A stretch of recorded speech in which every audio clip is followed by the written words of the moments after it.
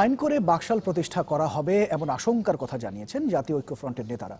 তারা বলেছেন, নির্বাচন করে জয়ী হতে পারবেন না জেনেই বাকশালের কথা বলছেন প্রধানমন্ত্রী। জাতীয় প্রেস ক্লাবে কৃষক শ্রমিক জনতা লীগ আয়োজিত স্বাধীনতা দিবসের আলোচনায় তারা এসব মন্তব্য করেছেন। বক্তারা বনানীর বহুতল ভবনে আগুনের ঘটনায় দুঃখ প্রকাশ করেছেন। তাদের অভিযোগ হলো, জীবন মান উন্নয়নের মিথ্যে তথ্য দিচ্ছে সরকার। বনানীর আগুন দেরিতে উদ্ধার তৎপরতা শুরু হওয়া তারই প্রমাণ বলেও তাদের অভিযোগ। নিজেদের সংগঠিত করে দাবি আদায়ের কথাও জানিয়েছেন ঐক্যফ্রন্টের নেতারা।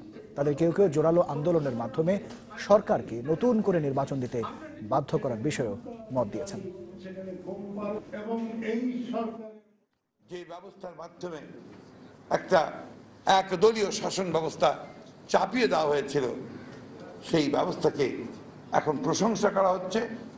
আমরা যে অশনি সংকেত দেখতে পাচ্ছি যে বোধহয় এখনকার যে পরিবেশ পরিস্থিতি, তাতে একদলীয় শাসন ব্যবস্থা বাকশালকে আইনগতভাবে বোধহয় একটা ব্যবস্থা প্রবর্তন করা হবে। আন্দোলন অত ধীর স্থিরে করা চলবে না। সরকার পরিবর্তন এখনই চাই।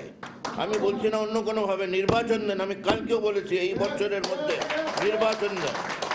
আমি বলি যে আমাদের দেশের মানুষের আস্থা এই সরকারের উপরে বিন্দু মাত্র নাই।